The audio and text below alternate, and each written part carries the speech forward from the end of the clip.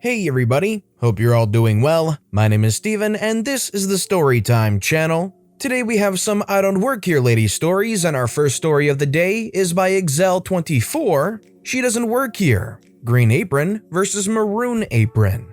This isn't really my I Don't Work Here Lady experience, but I was witness to it. This morning, I needed an extra jolt of caffeine and sugar, so I took myself to Starbucks.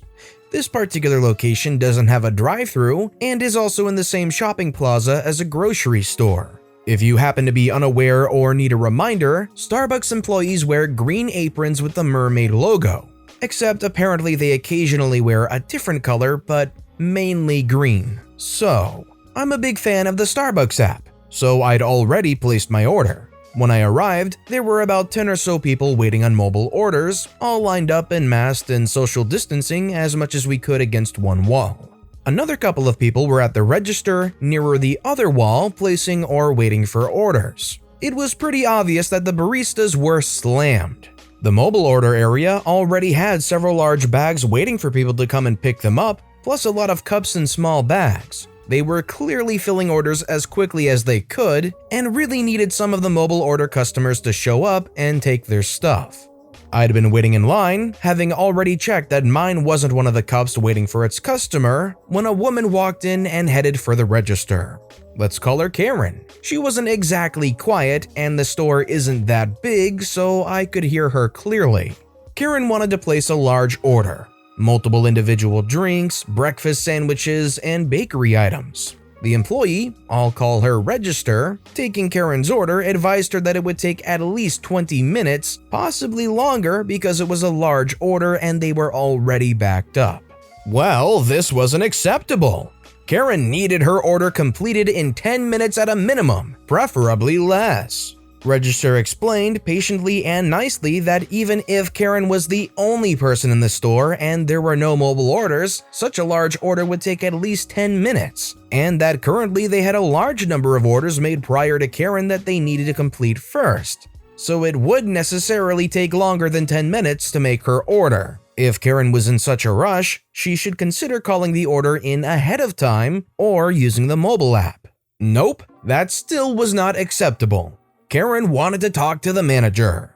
Lo and behold, the manager was one of the baristas frantically making drinks right behind Register and told Karen that as she placed and paid for her order right then, she could come back in half an hour and it would be ready. Karen huffed and puffed but was unable to blow any houses down. The manager gestured to the line of mobile order customers and said, "See them? They all use the app. They've already ordered and paid, and their orders will be made before yours." Keep in mind, the entire line of customers waiting for mobile orders had been watching this entertainment, and as names were called, the line waxed and waned. And the woman in line behind me was wearing a maroon apron with the name of the grocery store in the same plaza in big white letters on the front. You see where this is going, don't you? Karen looked over at the line, saw the woman behind me, and demanded that she get behind the counter and do her job. The grocery store employee looked at Karen, looked down at her own apron, maroon remember, with big white letters with the name of the grocery store emblazoned across the front, looked back at Karen and said the magic words, "I don't work here, dumb A." So close to Reddit perfection, grocery store employee. So close. Naturally, the unwilling customer audience erupted into laughter. Karen turned red under her mask, threw her hands in the air, I have legit never seen someone do that before, and exclaimed, "I can't take this crap anymore." And she left. I'd love to tell you that everyone spontaneously burst into applause, but they called my name just then, and I got my precious caffeine and sugar, and went back home to attempt to do some actual work. It's hearing stories like these of backups like this that make me feel lucky that I don't really care too much about what type of coffee I'm drinking. As long as it's coffee and it's got caffeine, I'm good to go. What about you guys? Do you need like a Starbucks type order, or could you kind of just deal with any kind of good old coffee? Let me know in the comments down below. Our next story is by theonlybarbie. I'm still not sure if she worked there. I'm at Wally World waiting on an oil change, and this happened just a few minutes ago. I couldn't tell if this woman was working or shopping. No vest. I couldn't see if there was a name tag. The way she was standing. No basket. Well, I just couldn't tell, honestly. I was looking for a shower loofah for my son and couldn't find anything that wasn't for women or children. And yes, the color and size did matter. I searched and searched for the item. And seeing her over there, I bit the bullet and asked, "Do you work here or are you shopping?" She politely asked what I was looking for. I told her. As luck would have it, they were right in front of her. I must have missed them 100 times at that point. She was very nice and I thanked her profusely. Sometimes all it takes is a little kindness, work there or not. And that, my friends, is my story. Thank you for reading. Yeah, there you have it. Just a little human decency, right? Just being kind to one another, just being helpful. That's what people should do, that's what people should be. But unfortunately, there's enough bad eggs out there to make an entire subreddit full of stories about them. Our next story is by Parkrat. Spent 2 hours talking to a man about products in a ski shop that I never worked at. So I'm a big snowboarder and I know a lot about skis and other ski/board related products as well. So I'm just walking around this shop about Christmas time and it's clearly very busy and all the employees are frantically running around trying to help people, so I'm just browsing, minding my own. This man approaches me and asks if I know anything about these Hestra mittens, and I do, so I start to tell him about them, and he thanks me and asks more stuff about a pair of skis for his kid, goggles, even asked about rentals, and this is when I said, I don't actually work here, but I'm sure we can find out. He starts apologizing, saying he had no idea I didn't work here, and proceeds to ask why I talked to him for so long. Oops. But I just grabbed one of the rental sheets and let him fill it out. So now the manager lady comes up to me and she kind of looks at me like, what are you doing? And she says, "You don't work here, but you've been talking to this guy for hours?" I just told her I didn't mind and I had worked at a different shop before and I knew about their products already. She paused awkwardly. Do you want a job here?" I said sure and started work the next day. Well, this actually worked out better than most stories ever work out. You helped out a random customer, you helped out the employees who were too busy to help the customer out, and you helped yourself out by getting a paying job. Nice. This next story is by Alias the Jester, Warzone or Home. I'm not quite sure the story belongs here, but my friends keep saying I should post it and I think this subreddit is the closest that fits. So here goes. It was the summer of 2010. I was 27, male, and I was gallivanting about the Middle East after doing some volunteer work for a few weeks in a refugee camp in Palestine. I had flown into Jordan initially. I'm Australian, so an 18-hour flight. But I had just spent the last few weeks having fun border hopping and exploring the region. I had 4x4 to cross Wadi Rum to see Petra, and then hired a Bedouin to take me to the coast where I spent a week scuba diving the Red Sea. After, I caught a ferry to Egypt where I did the usual time-honored tourist things of ancient ruins, camel riding, buying useless junk, and haggling over everything. Since I was flying out of Amman, I had to take a flight from Cairo to Amman airport to make my long journey back to the land down under. I was walking from one end of the Amman airport to the other to find my departing flight back home. A flight which didn't leave for 4 hours, when I found a thin Jordanian man running towards me trying to get my attention. He wasn't dressed in any particular uniform, he looked like any sort of normal Jordanian, perhaps a guide or a translator, I thought. He had been shouting at me apparently for the last few minutes from a distance, but I had my headphones in and had screened out the bustle of the busy airport. Mister, I've been looking for you, come quickly," he said with pretty decent English. I was slightly taken aback that he knew who I was, but he grabbed me by the arm and started to lead me to somewhere in the airport. "What's wrong? Is it my flight?" I asked, confused. Yes, they're all waiting for you," was the reply. Now, this made me even more confused as, again, my flight wasn't for another 4 hours. I queried this, but the man responded with, "Your flight is leaving right now." We were basically jogging now, the man guiding me through the airport crowd. And we'd covered a decent amount of ground, but as far as I could tell, going in the wrong direction to my flight. The more I thought about it, this didn't make any sense at all, so I stopped in my tracks. My flight isn't supposed to leave for another 4 hours, has it been changed? The man also stopped and looked at me confused. "No, it's waiting for you now, everyone else is aboard." This convinced me. "That can't be my flight, are you sure you've got the right person?" The man stopped and seemed to size me up as he looked at me. "Of course, you're going to Afghanistan, yes?" So one thing, I'm actually ex-Army, reservist, and was using my old Army backpack and boots, which I hung off the back of my backpack when I was wearing non-hiking boots, say like when in airports.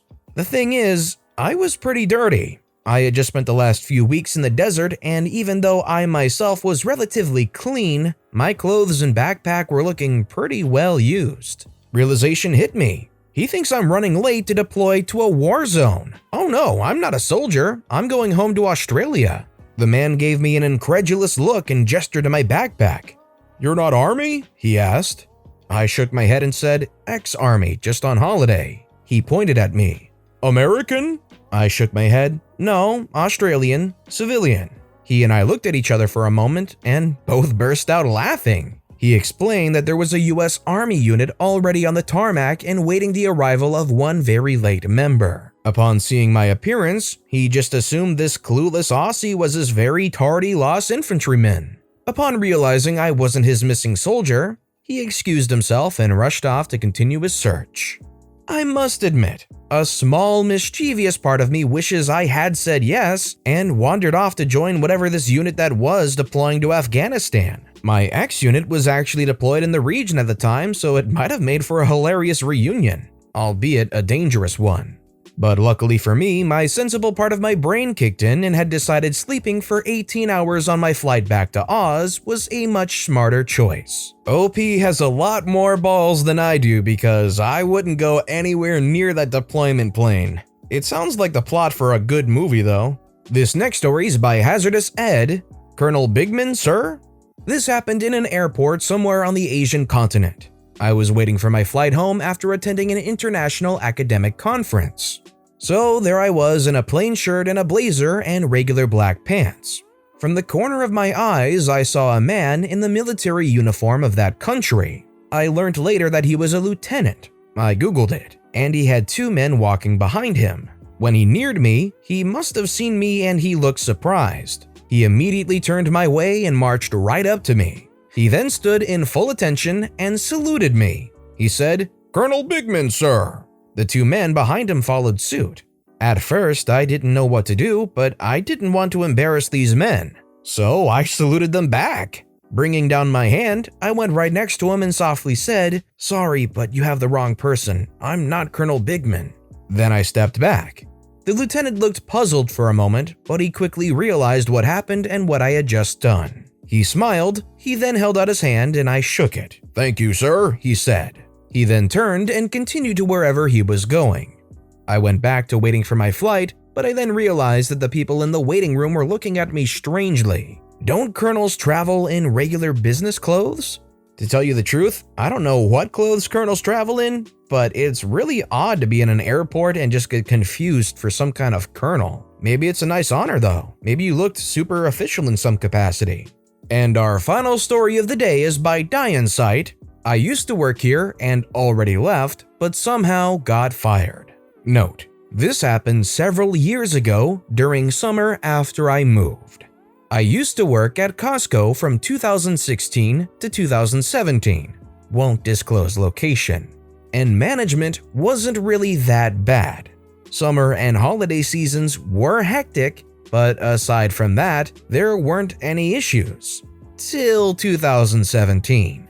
In 2017, I was moving further away than I expected. So I gave in my 2 weeks notice and 2 people signed the papers.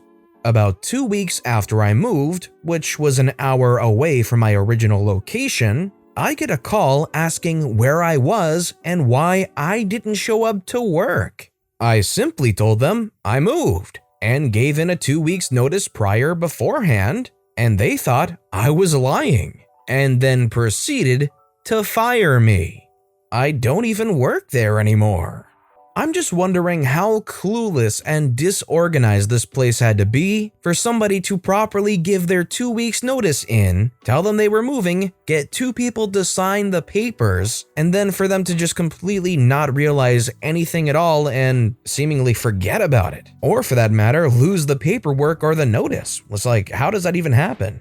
I wonder if OP could technically have qualified for some kind of unemployment for being fired like that. It probably wasn't worth the hassle, but there's a potential way that you could have made them pay for such a stupid blunder. But with that being said, that's all the time we have for today. So if you enjoyed the stories today, let me know which one was your personal favorite and why in the comments down below. And if you haven't yet, please like this video and subscribe and turn notifications on because anything you do helps this channel grow so much more. So no matter what you do, whether it was just watching the video, liking, subscribing, thank you all so very much for supporting me right here on the Storytime channel. I hope you all have a wonderful day and I'll see you all next time right here.